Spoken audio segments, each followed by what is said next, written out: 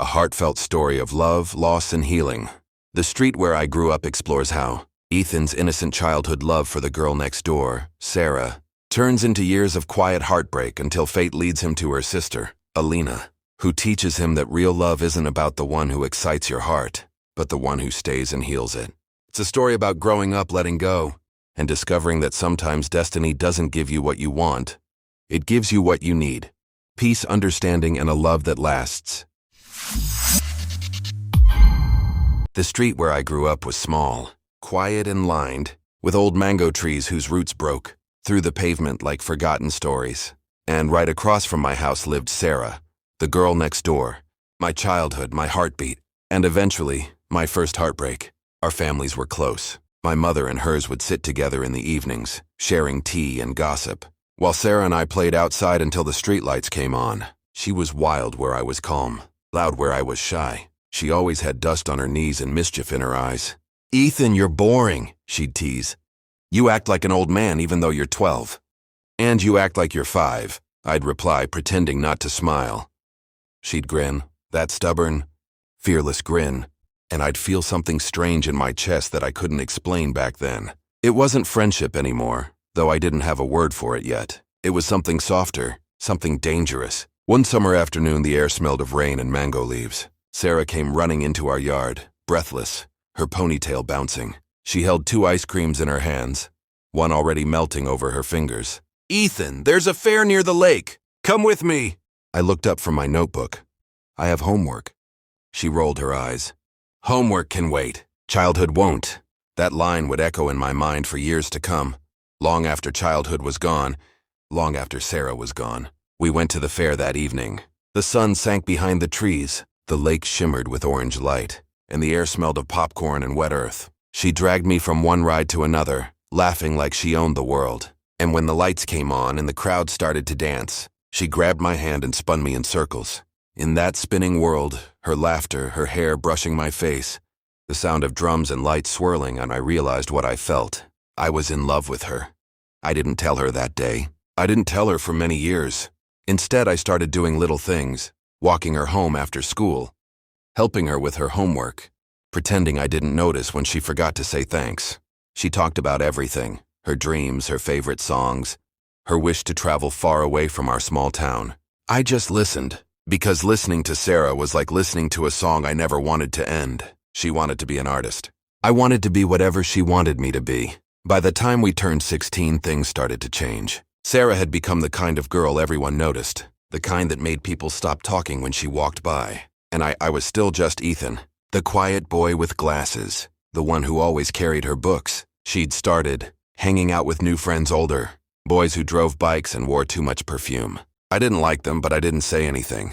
I had no right to. One evening, after weeks of watching her drift away, I gathered all my courage. My hands shook the whole day. I wrote her a letter, a simple one, telling her how I felt, how I'd loved her since we were kids, how she was still the girl next door to me, no matter how much she'd grown. I waited for her outside her house as the sun set. When she finally came, I gave her the letter. She looked at it, then at me, puzzled. "What's this?" she asked. "Just read it," I said, my throat dry. She tore it open right there. I watched her eyes move across the page, her smile fading with every line. When she finished, she folded the paper carefully and said, "Ethan, you're sweet, but you're my best friend. I don't see you that way." The world stopped for a moment. I nodded, pretending it was okay. "It's fine," I lied. "I just wanted to tell you." She gave me a hug, warm, friendly, cruel in its softness, and whispered, "You'll find someone amazing one day."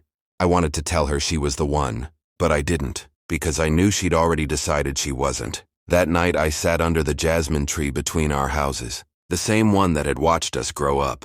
The air smelled of flowers and heartbreak. I watched the light in her window until it went dark. Something in me changed that night. I learned that love doesn't always come with a beginning or an end. Sometimes, it just fades quietly, like the last sound of her laughter carried away by the wind. Weeks passed. Then months. We stopped talking as often. She went to another city for college. I stayed behind, studying business like my father wanted. But some memories refused to fade: the fair, the laughter, that white dress with chocolate stains. She had rejected me, but in a way I was still hers. My heart never learned to move on. Years later, when I was 24, She returned home not for me, but for her sister's wedding. I hadn't seen her in years. She looked different, older, more beautiful, with a calmness I didn't recognize. And beside her stood her elder sister, Alina, graceful, kind, and nothing like Sara. She greeted me politely, as if I were still that shy boy from next door. I didn't know then that the woman standing beside my first love would one day become my wife, and that destiny, in its strange, cruel humor, would make me live in the shadow of the girl who had once broken my heart. Years passed, but Sara's rejection never really left Ethan. He finished college, got a decent job, and moved to another city. Yet every time the rain fell or the smell of jasmine filled the air, he remembered her. The laughter, the fare, the letters she folded and returned with a smile that broke him inside. He tried to forget her by keeping busy. Work, friends, long hours at the office, anything that could stop his mind from wandering back to that lane where she once lived. But love isn't something you delete. It's something that sleeps inside you quietly until something wakes it again. One winter evening, Ethan got a call from his mother. Sara's sister Alina is coming to the city for work.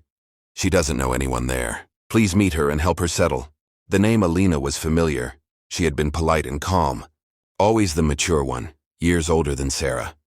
Ethan agreed, mostly out of respect for his parents. He had no idea that meeting her would change his life.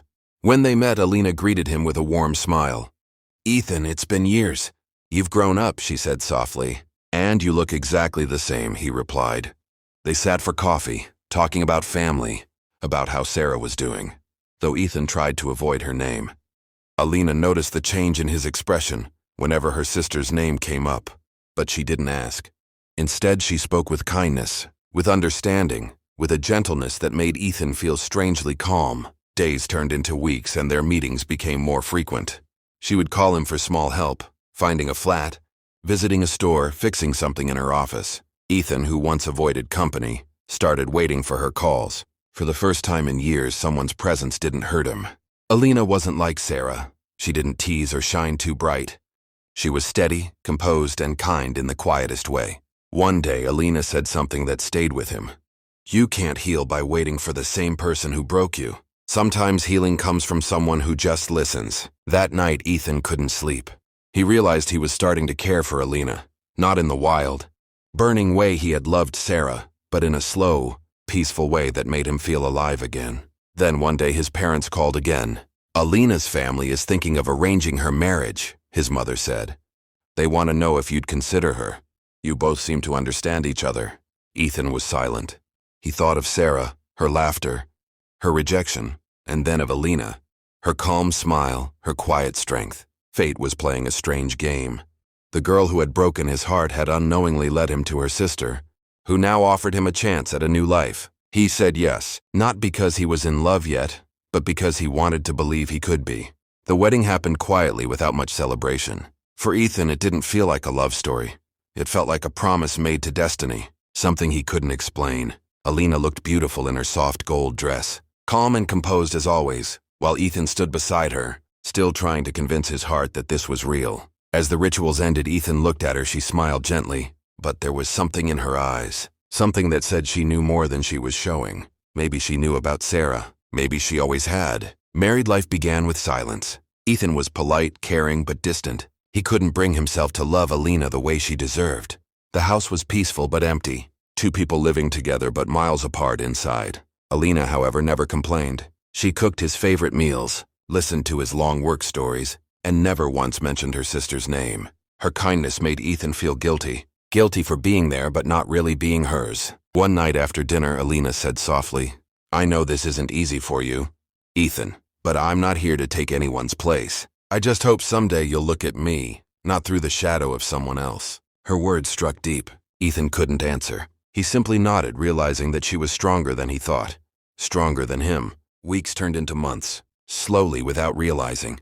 Ethan began to notice the small things. The way Alina hummed while making tea. The way she prayed before sleeping. The way she waited for him when he worked late.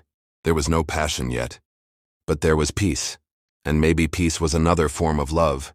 One that didn't need fire to last. Days turned into months, but Ethan's heart still lived halfway in the past. He tried to be a good husband, polite, responsible, and caring, but inside, he often saw Sara's face and Alina's smile. Her voice and Alina's words. It was cruel and he hated himself for it. Every small moment reminded him of what he had lost. When Alina laughed, he remembered how Sara used to.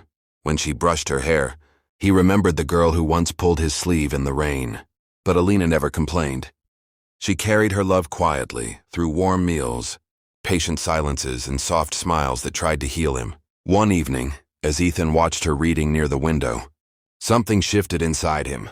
There was no resemblance to Sara anymore, just Alina, in her gentle way, existing without asking for anything. He realized then that she wasn't living in Sara's shadow. He was. That night, Alina said softly, "Ethan, I don't want your past to disappear. I just want a small space beside it, where I can stay." Ethan didn't answer, but his heart trembled. For the first time, he saw the woman in front of him, not as Sara's sister, but as his wife. It wasn't love yet, but it was the beginning of something real, something that didn't come from memory, but from choice. One rainy night, Ethan came home late from work. Alina was waiting with dinner on the table, but her eyes looked distant. The sound of thunder filled the silence between them. After a long pause, she said softly, "Ethan, I need to tell you something." He looked up, surprised. She took a deep breath. "I knew about you and Sara long before we got married." Ethan froze. His heart skipped a beat. "How?" he whispered. "She told me," Alina said, her voice steady. "The day you proposed to her. She came home crying, not because she didn't like you, but because she didn't want to ruin your friendship. I knew you loved her, and I also knew you never stopped." Ethan's throat tightened. "Then why did you marry me?" Alina smiled sadly. "Because I saw goodness in you, the kind that doesn't fade, even after pain. I didn't marry you to replace her, Ethan. I married you hoping you'd heal, and maybe one day love me for who I am." Tears burned in his eyes. For the first time, he realized the strength it took for her to live with someone whose heart belonged elsewhere. That night, when she turned away to sleep, Ethan whispered, "I don't deserve you, Alina." And she replied softly, "Then become someone who does."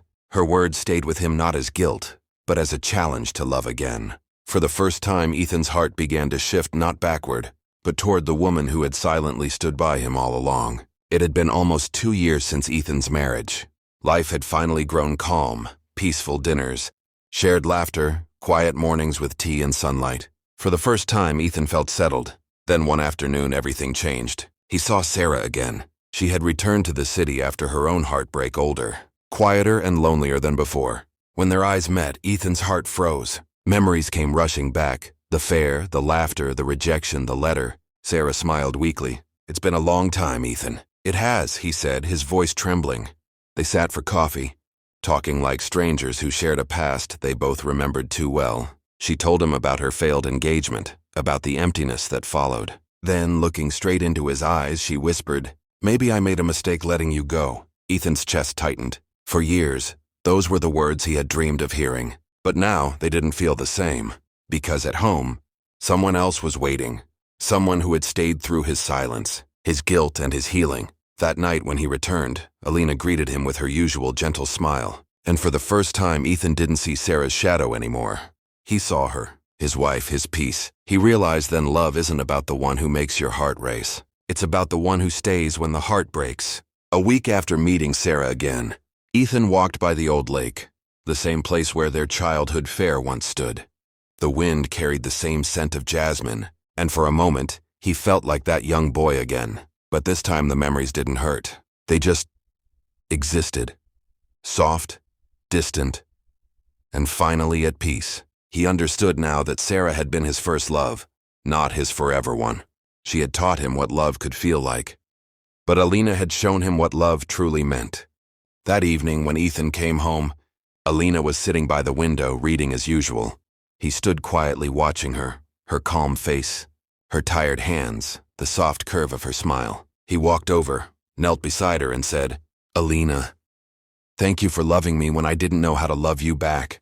She looked up, eyes shimmering. "You don't need to thank me, Ethan." But he shook his head. "I do. Because now, when I think of love, I see you." Tears filled her eyes, and for the first time, Ethan kissed her, not out of guilt, not out of duty, but out of choice. A pure, quiet love that had taken years to grow. Later that night, he held her close and whispered, "I once chased a dream, but I almost missed the miracle standing beside me." Alina smiled through her tears. "And now?" Now, he said softly, I'm finally home.